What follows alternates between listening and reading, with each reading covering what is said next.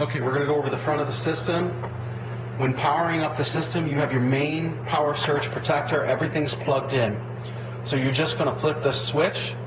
It's going to power up the mixer, processor, dual wireless mics, the LED fans, and the karaoke player. Once that's all powered up, because you have powered speakers, you power that on last. Now with the powered speakers, it's no different if you had an amplifier, you would power that on last. Now when you're powering down the system, you power down the speakers first. And then you go ahead and power down this. Okay. Now, we're going to concentrate on the mixer first. Over to your right is your master section. Typically you'll have the main up to around 0. You could even put it up higher if you want, but you'll notice that there'll be more sound in the cabinets. But most often I'll have it right here.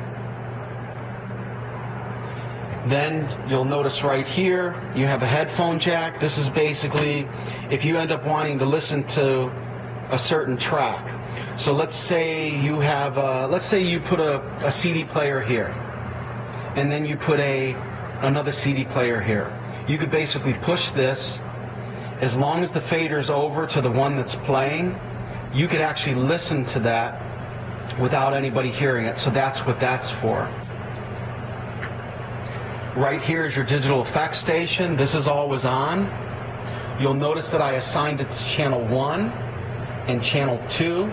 You'll notice up here, this is just how much echo you allow in it. Then you go further down, you'll see the processing station. I have it set there. If we go all the way over to the left, where the microphone is, you'll notice that you have the DJ mic, and then the other mic inputs are in the back. I have channel 1 and channel 2 set up for the wireless mic. So if you look at this full section here, this runs the first wireless mic, this runs the second wireless mic. Then you have this line open, and then I actually have on line A and B, I have the laptop hooked up, and then you could just switch over to the backup karaoke player if you need to. You have your highs, mids, and lows. It's pretty self-explanatory. Most often, when you're playing music, I'll have it here. You could bring it up, experiment with it in the room, see if you could bring this up a little bit higher. Then you'll notice that you have the highs, mids, and lows, like I mentioned before, and you have the fader to bring up the music. Go over to where the microphones are, and you'll notice that for this room, we have this set the gain down lower. If you could set this up higher, without there being a lot of feedback, you can set this up a little bit higher, and then of course adjust your highs, mids, and lows. Most often with microphones, you'll increase the bass and you'll decrease the treble, and you might increase the mids or keep it right there. Now going back to this is set up a fader. So if you have something on channel 3 and that's over there, and then you want to play on channel 4, you just fade it over to the next one. Now going to the front of the system again, you have the power conditioner bar where it has light tubes. You could turn this on. These light tubes are basically Christmas bulbs. You want to make sure if this is plugged into a power source, you always want to turn this off no matter what if you're not using it. It has a dimmer for the lights. If you ever need to replace it, you just unscrew this, pull that bulb out of there, put another Christmas bulb in, basically. White Christmas bulb. Below this is your processor.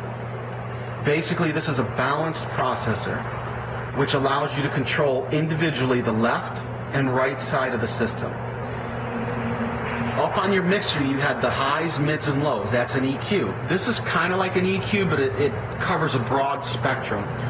What this processor's doing is when you reproduce music, you lose some of the integrity or quality of the music because the frequency lines, they're basically distorted. That's the best way I know how to describe it. And then basically what this does, it's not artificial.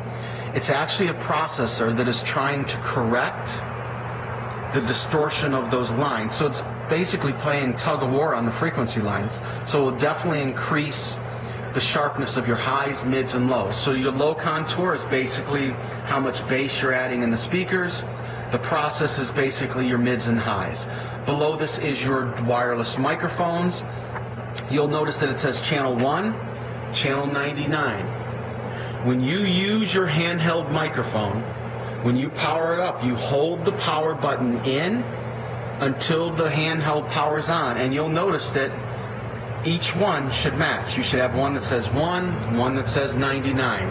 If for any reason you get a lot of interference and you want to change the channel, you could press auto, hold it in, and it will start scanning through, and then it will change the channel.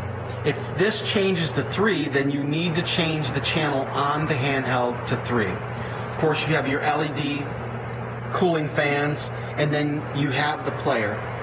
And that you play backup karaoke disc. The way this is set up is you're going to end up running a laptop and running a subscription. You run your sound through here, basically right into your, if you look at the side, you're going right into your headphone jack, and that'll allow you to run the audio for the actual the player here. So I just brought up a music list, and I'm going to go ahead and, since I have it on this, I don't know why you think that you could help me. Now you'll notice as it goes up, you want to make sure that you don't go past the green, basically.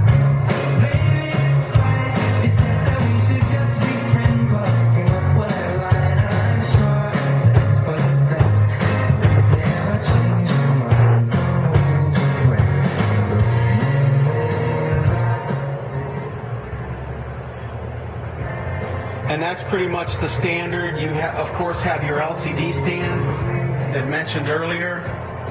You'll set that up. The way the LCD stand works is when you get it, you have two sections. You have this section and you have this top section. You should have 4 holes in the back. You'll put that plate right on there. If you ever just want to release just this piece, you unscrew these two and you can lift it right off. This, you can lift this whole piece off. You'll have the 2 microphone holders. You'll screw that on. It has these 2 where you're able to actually tilt the TV up and down. You could even turn the TV upside down. You have your main adjustments going up and down with this. Of course, you have the bags for everything and so forth. And that's pretty much it for the going over the simplistic function of the system.